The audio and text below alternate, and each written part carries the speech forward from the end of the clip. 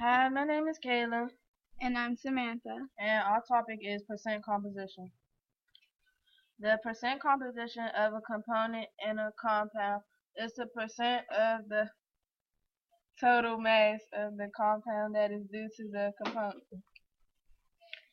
The definition of percentages is how the parts compare to the whole. The definition of a whole is all the parts added together. This graph represents the percent of oxygen, which is 21%, the percent of nitrogen, which is 78%, and the percent of argon, water vapor, and carbon dioxide, which is 1%. In order to find the percentages of atoms in a compound, you will need the molar mass of each atom. Also, percentages are important for empirical formulas because in order to write it out, you will need to know the percent composition of each atom.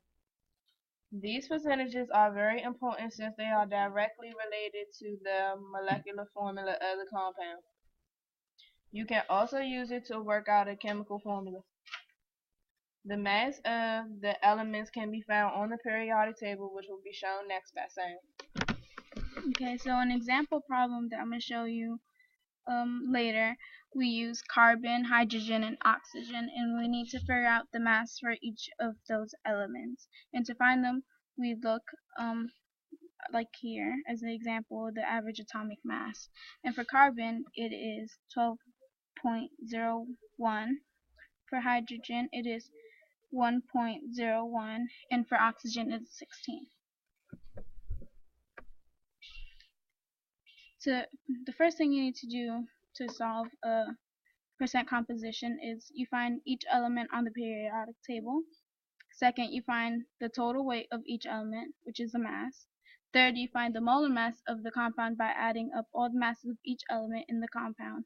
Fourth, you calculate the mass due to the component in the compound for which you are solving for by adding up the mass of these atoms.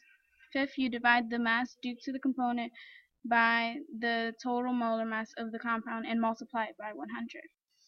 The sixth is the formula, which is basically you divide the part by the whole and multiply by 100. So for our example problem, we wanted to find the percent composition of carbon in C6H12O6. And first, I had to see how many carbons were in the compound, which was 6, and multiply by its mass, which is 12.01, and I got 72.06 grams. I also had to find the